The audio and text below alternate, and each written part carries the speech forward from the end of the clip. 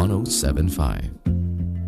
Sa unang tingin agad na umaling sa naniningning mong mga mata. Ika'y isang bituin na nagmula sa langit.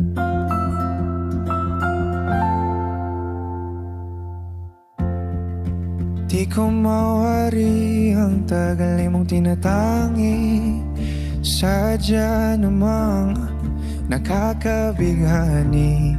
Di maipaliwanag ang nararamdaman.